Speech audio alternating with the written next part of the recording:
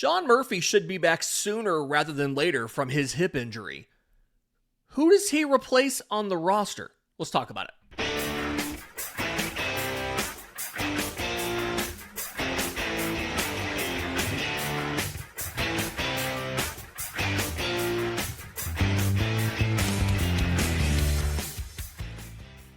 Yes, welcome on into Braves Today, your daily source for news, notes, and updates on your Atlanta Braves. I'm your host, Lindsay Crosby, currently without my co-host Bandit. He'll be back tomorrow. You can follow me on social media at Crosby Baseball, and you can find all of my written work, bravestoday.com. That's the Braves Today Substack, as this is both a podcast and a newsletter. We're proudly part of the Believe Podcast Network and presented to you by FanDuel. Download the FanDuel app or go to FanDuel.com to get started. I want to talk about, as we get ready, I'm recording this right before Monday's Game 1 versus the Angels. So 10 games in, what stats are real and what stats are not, right? Like looking at sample sizes, what normalizes, what doesn't, what can we learn? We'll talk about that. We're going to talk about when you get Spencer Strider back. And as of time of recording, we don't yet have a date for a rehab stint. But, what moves do you make there, and how do you kind of configure the rotation going forward for the weekend? But before we do that, a lot of the popular common reporting right now is that Sean Murphy is closer to being back than I think a lot of us expect. As I understand, as of time of recording, and this could be outdated by the time it comes out, he is not currently, again, as of Monday night, scheduled for rehab this week, moving out of Rome. Now, I imagine he will. I imagine by the time this show comes out, there will be an announcement, simply because he's been with High A Rome. Rome is on the road this week. They're going to Kentucky. It's Rome at Bowling Green.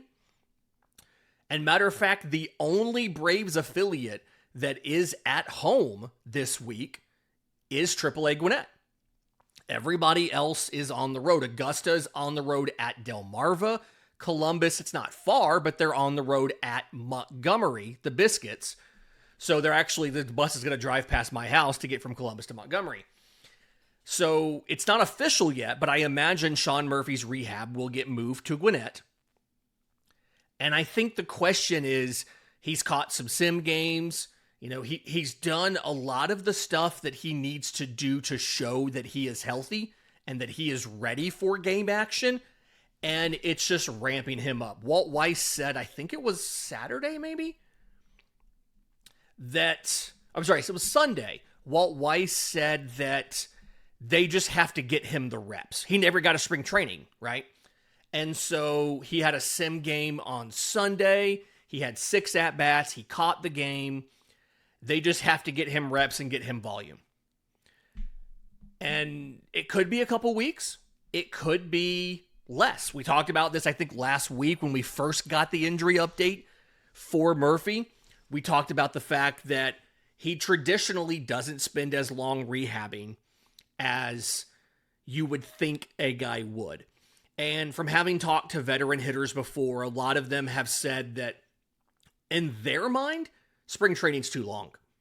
Spring training is as long as it is for the pitchers. The pitchers they report early. They need 2 months to get ready to make full-length starts when the season opens. A lot of veteran hitters have said they could get 25, 30 at-bats and feel good. So you could see Murphy back sooner rather than later. And if that happens, who do you get rid of? Because right now, Atlanta's bench, you've used everybody just about in games. There's one kind of glaring exception. The only guy who, if I have this right, does not have a single at-bat this year is Kyle Farmer.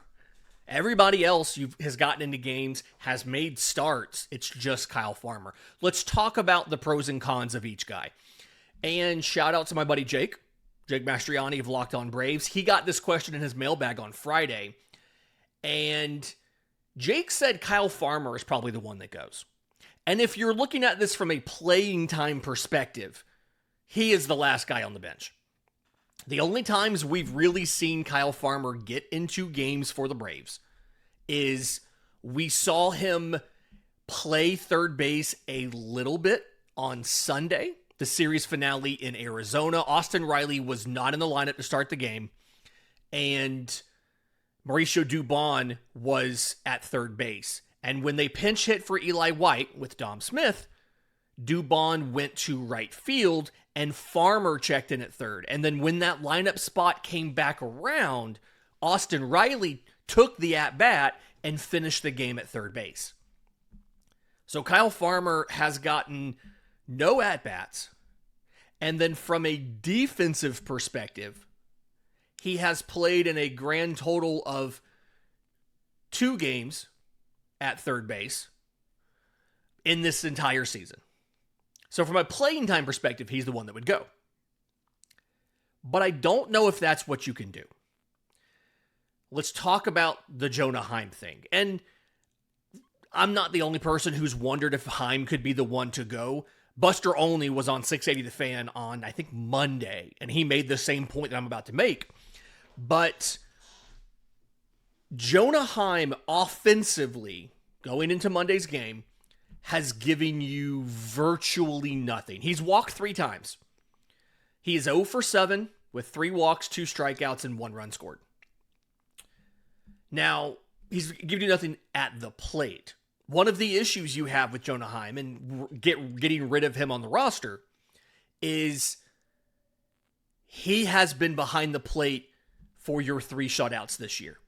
Opening day, you beat Kansas City 6-0. Jonah Heim was behind the plate. He was catching Chris Sale.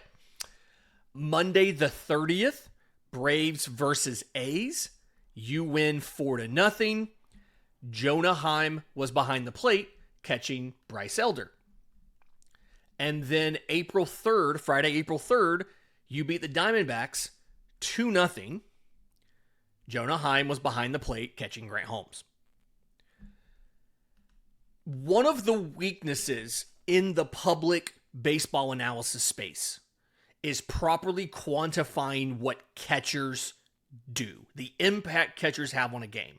Like, we have metrics for framing and blocking and caught stealing and all of that stuff. But game calling and how they manage a pitching staff, there's a little bit of stuff you can go out there and you can look at, like catcher ERA. Some people are trying to make catcher ERA a thing.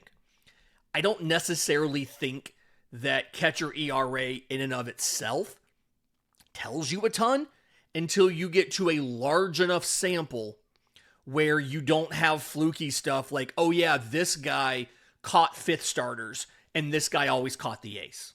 So I don't think we can quantify how much of those shutouts was because of Jonah Heim.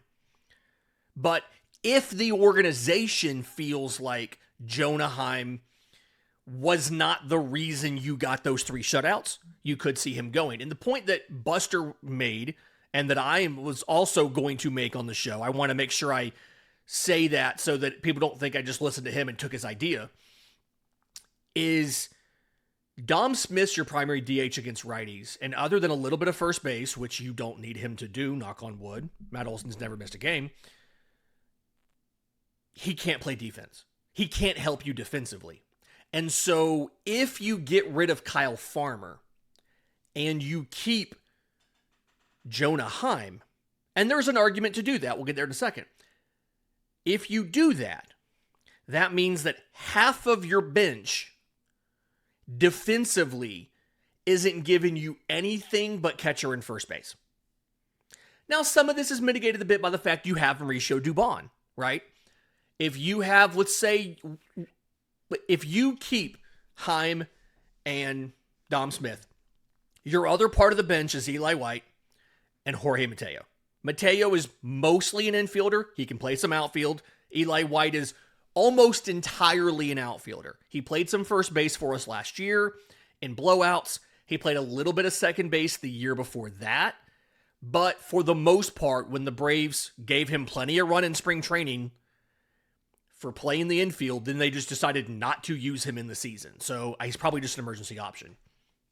You run into a scenario where you just don't have a lot of depth that can go into the field and hold their own. We talked yesterday. Braves have like the best defense in baseball right now. If you keep Jonah Heim and Dom Smith, you potentially can endanger that ability to have a really good defense in a game if you say you pinch hit for somebody and then a guy goes down. You're in trouble. The flip side of this argument, and that would be why you would want to keep Kyle Farmer, because Kyle Farmer can play the infield. I don't think they view him as a shortstop, but as an emergency option, he could do it. But second, third, first, all of that, he's done it. The flip side of this is if you keep Jonah Heim, it gives you the insurance of being able to use both catchers at one at catcher, one at DH, and not needing to worry if there's an in-game injury. Quick refresher on this. We've talked about it before, but quick refresher on this is if your DH has to leave the DH spot for any reason, right? Injury, moving to a position, whatever, you don't have a DH for the rest of the game. You can't just sub somebody else in a DH. That becomes the pitcher spot. You can pinch hit for the pitcher.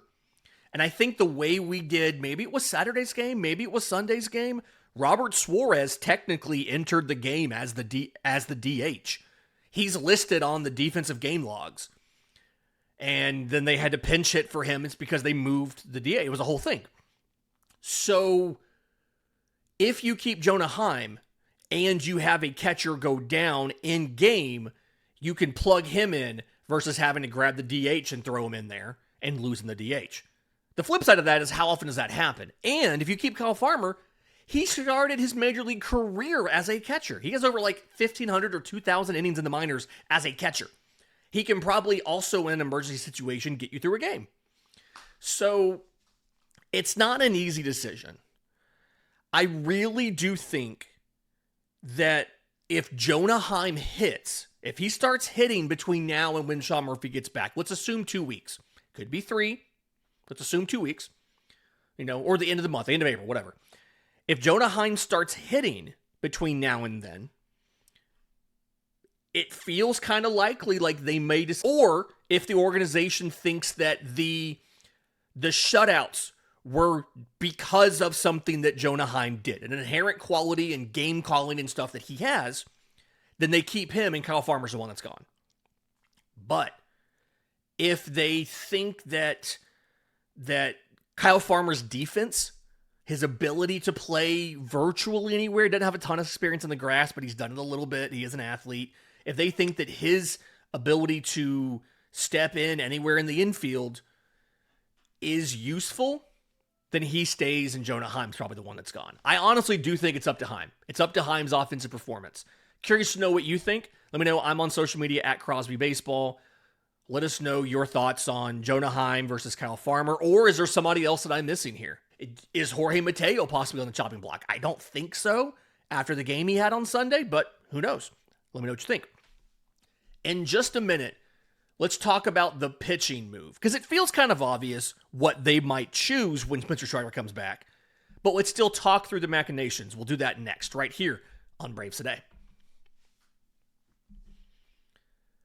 But first, today's episode is brought to you by our friends at IQ Bar, our exclusive snack, hydration, and coffee sponsor. IQ Bar protein bars, IQ Mix hydration mixes, and IQ Joe mushroom-infused coffee is the delicious, low-sugar brain and body fuel you need to win your day. The Ultimate Sampler Pack is a great way to try all of their products and flavors. You get 9 bars, 8 IQ Mix sticks, and 4 IQ Joe coffee sticks. Comes in a really convenient pink box, actually. My daughter was excited when it came in the mail. But all these products, clean label certified, they're free from gluten, dairy, soy, GMOs, artificial ingredients, all of that stuff. And right now, IQ Bar is offering Braves Today listeners 20% off of all of their products, including that Ultimate Sampler Pack, plus free shipping. To get your 20% off, text MLB to 64000. That's MLB to 64000. That's MLB to 64000. Messages and data rates may apply. See terms for details. Welcome back to Braves Today. Lindsay Crosby. Let's talk about the rotation, right? We know that this series against the Angels, we know what the rotation is, right? We know the rotation is going to be Chris Sale pitched last night. We get Reynaldo López tonight, and we get Grant Holmes on Wednesday. But in that 5th spot that's come around, Oh, yeah, I'm sorry. Bryce Elder will start on Friday against Cleveland. But in that fifth spot that's come around, we've seen José Suárez take one of those starts. We've seen Martín Pérez take one of those starts. And I think we all kind of agree that Martín Pérez was the better pitcher of the two, right? When you look at the performances that each guy gave. This was something where José Suárez ends up going 3 2/3, 4 runs on 5 hits, 3 walks and 6 strikeouts. So he's getting whiffs, but he's giving up hits, he's giving up runs, he's walking guys. Martín Pérez has now pitched twice on the year for us, but the start that he made was 5 innings, 5 hits, 4 runs, 1 walk, 1 strikeout. His final run came in the 6th inning. He gave up a leadoff, I think it was a double, right? And Corbin Carroll came around to score. And that was the whole conversation, was like, should you have let him go back out for the 6th or pulled him? And the fact that they got a reliever in so quickly tells me he was always only going to face one hitter. But if you're deciding which of the two, it feels like the obvious answer is send DFA José Suárez. Get rid of José Suárez. I want to talk about the other option, because I think what's important for us to think about is Atlanta signed Martín Pérez to a minor league deal. They invited him to spring training. And he was an XXB free agent. He had the ability to opt out and go to free agency. And instead, he passed up that date. And he stayed with the organization on a minor league deal. He reported to Gwinnett, and then they called him up to replace Didier Fuentes. Now, it is possible he only did that because he knew maybe they had told him the plan was, we're going to throw Fuentes in a bulk role, and then we're going to send him to Gwinnett to go be a starter, and we're going to call you up. It's possible that he only agreed to stay in the organization and not opt out because he knew the plan was to be up by the 4th day of the season. But if a lot of the comments that he made when he talked to Gabe Burns of the AJC, I think even when he talked to Mark Bowman of MLB.com and stuff, about how he likes the organization, he appreciates the team, the players, being here, the fact that Alex Anthopoulos personally called him, which some of the sausages made stuff here. Oftentimes, signings of minor league free agents, you're not working with the agent, the player, you're not working with the GM. You're not working with Alex Anthopoulos. You're working with one of his lieutenants. And I don't know for a fact who that was. Michael Schwartzy is the assistant GM of player personnel. Adam Sonnabend's the assistant GM for MLB. I don't know exactly who in the front office it would have been, but odds are, usually those guys aren't working, their agents aren't working with AA. They're working with somebody below AA. And Perez talked about the fact that AA called him directly to kind of say, hey, here's why we want to sign you. Here's what we're thinking. And here's what we can offer as far as playing time, etc. And that meant a lot to him. So the obvious answer, if you have to lose one of these guys, I feel like for a lot of people, based on how they've pitched, is José Suárez. But if it's a situation where the Braves believe that Martín Pérez would choose to stay, if he has the opportunity, you could see them decide to instead get rid of Martín Pérez. Now, the way that this works, the transaction system kind of here, since he doesn't have minor league options, they would have to designate him for assignment. When that happens, he comes off the 40-man roster, and it's a 7-day period where you can trade him or you place him on waivers. If he's claimed off of waivers, he goes to that team and to their 40-man roster. They can't put him in the minor leagues anyhow. Like, they have to put him on the 26-man roster because he has no options. If he passes through waivers, the team can do what's called outrighting him, where they send him to Gwinnett. And because Martín Pérez is a veteran, he has 10 years of service time, he's been outrighted before, Martín Pérez can choose to reject that assignment and become a free agent, or he can report to Gwinnett. If the Braves have a reason to think that he would clear waivers and that he would stay with the organization, you could see them choose to move on from Martín Pérez. I do think that the ceiling of José Suárez is higher. From a stuff perspective, he is better than Martín Pérez. He has more velocity. He gets more whiffs on his stuff. The floor of José Suárez is lower. A lot of people are going to point out that in the offseason, the Braves chose to try to slip José Suárez through waivers in December, and the Orioles claimed him, and the Braves had to claim him back when they tried the same trick a couple weeks later. But I will say I don't know how much that applies here because they weren't deciding between José Suárez and Martín Pérez. They were deciding between José Suárez and Joey Wentz. I think we'd all rather have Joey Wentz than either Suárez or Pérez, but Joey Wentz isn't walking through that door. He tore his ACL, he's out for the year. The ceiling is probably higher for José Suárez, but the floor feels like it's lower for José Suárez. Like, again, their respective starts. Pérez had 1 strikeout, Suárez had 6, but they had the same number of runs allowed, and Suárez allowed them in less innings because when he's not on, his stuff is hittable. Martín Pérez, when he is on, his stuff is hittable, but usually not that bad. And when his stuff is not on, he's still pretty hittable, but not as bad, right? He's got that veteran, that veteran moxie, that dog in him, right? So I think if it comes down to these two guys, Suárez is probably the one to go. But if you can find a way to DFA Martín Pérez and keep him in the organization, that's the best possible outcome. I think because of his velocity and everything with Suárez, if you try to sneak him through, somebody's going to grab him. They've already done it once. You've already lost him once because he's a lefty that throws 94 and, has a sinker and a slider and a changeup. He's got 4 pitches as a lefty with experience starting and relieving. Martín Pérez is mostly a starter. He's been a reliever because he had to be. He's mostly a starter. Again, I think the ceiling is lower for Pérez, but the floor is higher. I just think that he might be less likely to get claimed off waivers. You don't see a ton of guys that are throwing 89, 90 get snagged off of waivers unless they're a funky, weird arm slot guy. So we'll see what happens.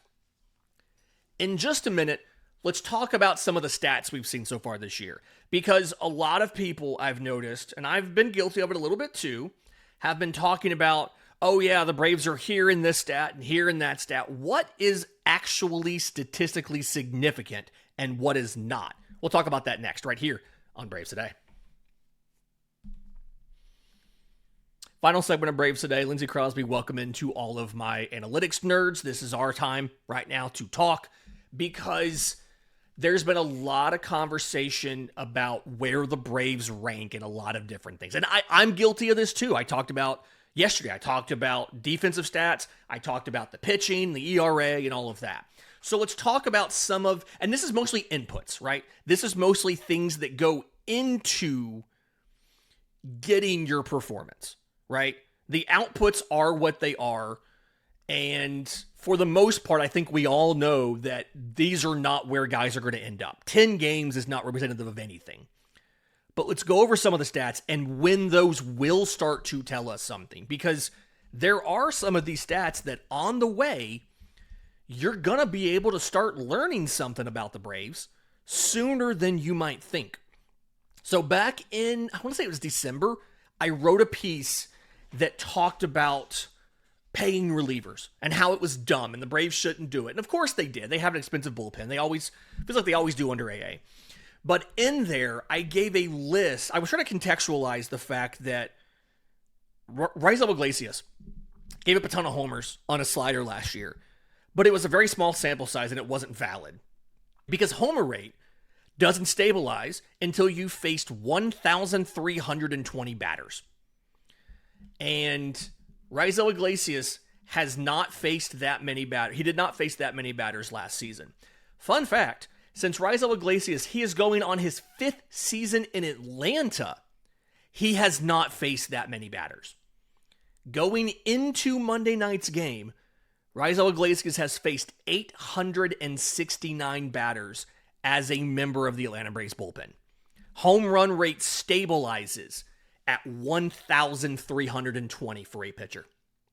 So you're kind of, if you say, oh yeah, he's got a great home run rate, just know that there's not a guarantee that home run rate isn't still a little fluky. Now, clearly, the closer you get to that 1,320, the closer it's going to be. It's not like 1,319 is useless and 1,320 is gospel. But if you're at 100, there's really no, this could just all be random variance, right? One of the first things to stabilize for a pitcher is going to be their strikeout rate. And this only takes 70 batters faced to have an idea, hey, if this guy's striking out way more guys than usual, that's probably a sign that he is in fact a better pitcher and he's just not on a heater. Now, heading into Monday night, no Braves pitchers are there yet. Bryce Elder actually has the most at 47. Sale, Holmes, López are all in the 40s, 42, 43. And then your top reliever, Dylan Lee, has 20. But 3 to 4 starts, you can start to draw some pretty decent conclusions about a pitcher's ability to strike guys out. So that's a thing to kind of watch for early. You're going to see that, I'm going to say, by the end of their 4th start, that's going to give you a pretty good idea of what kind of strikeout pitcher your starter is going to be.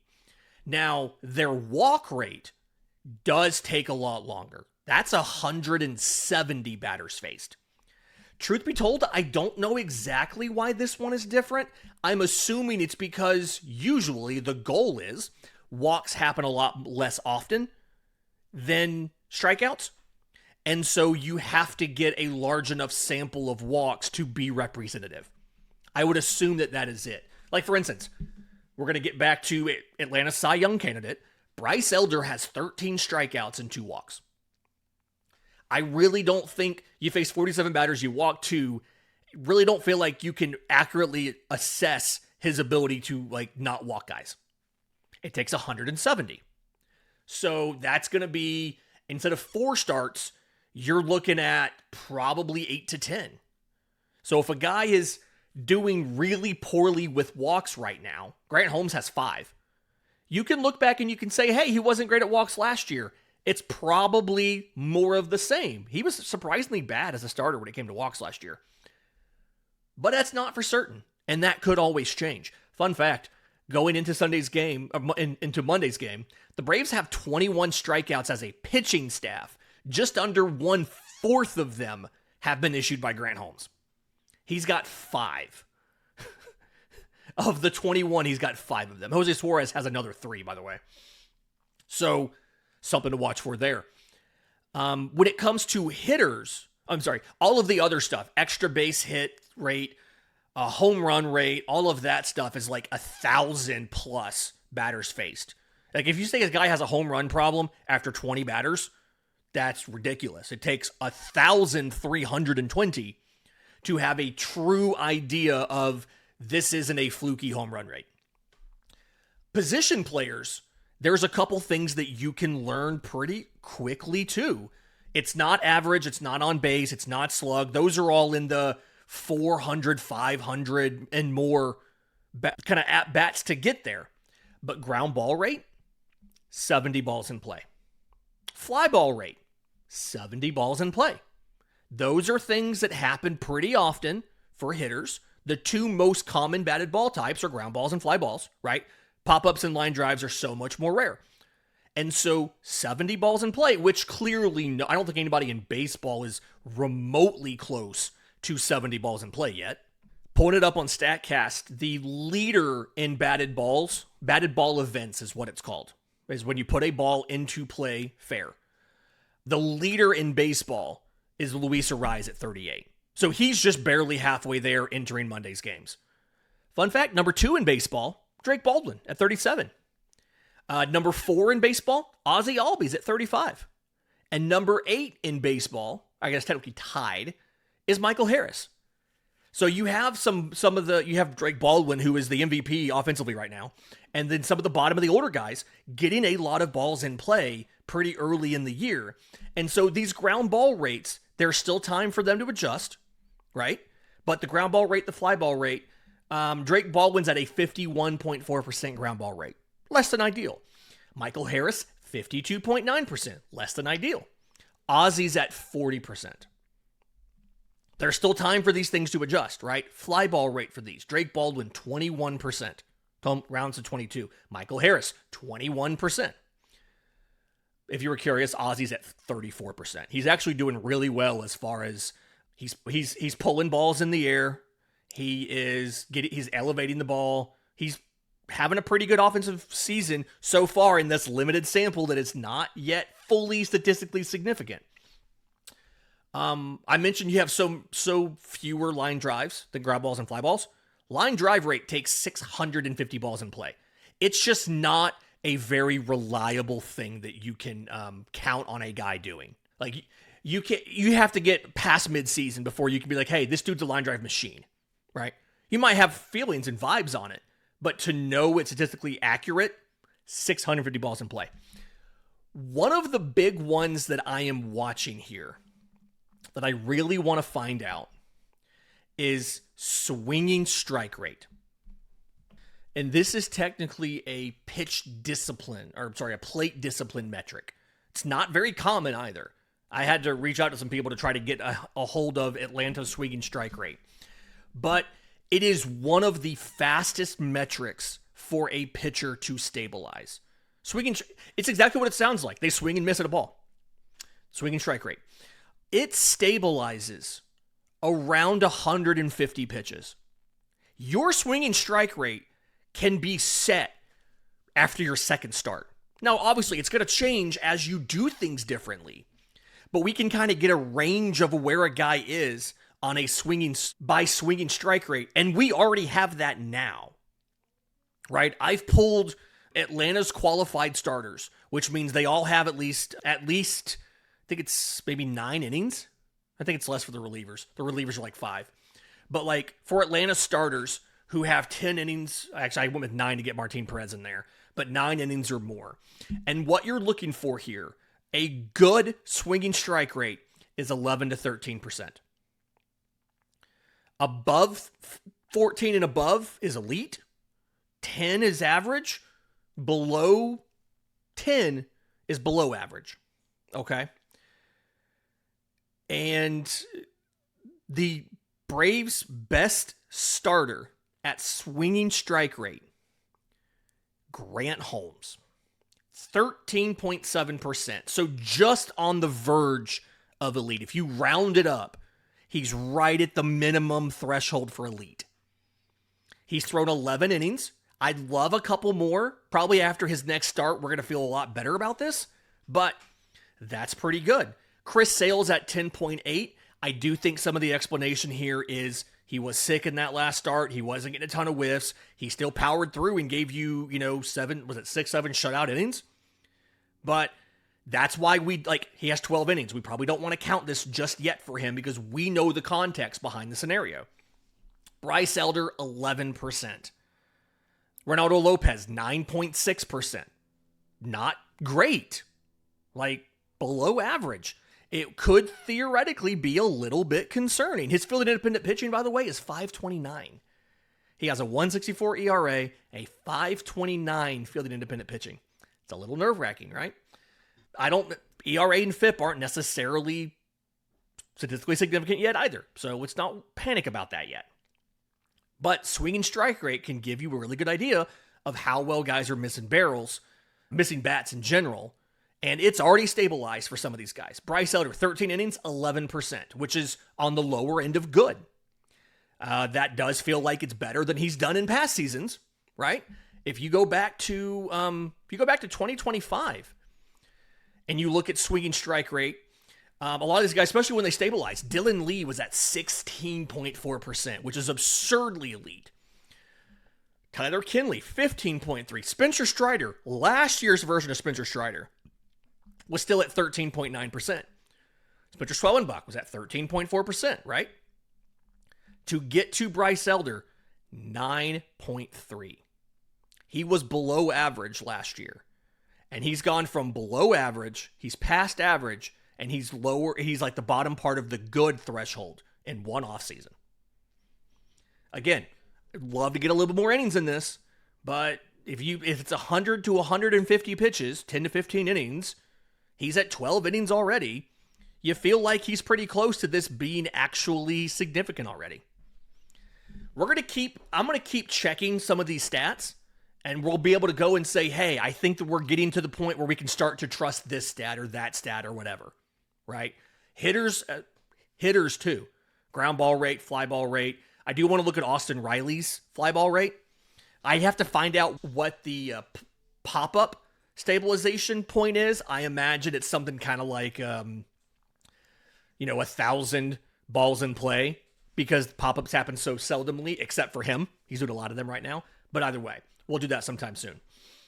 This has been Braves Today for Tuesday, April 7th. Please like the video. Please subscribe. We'll see you next time on Braves Today.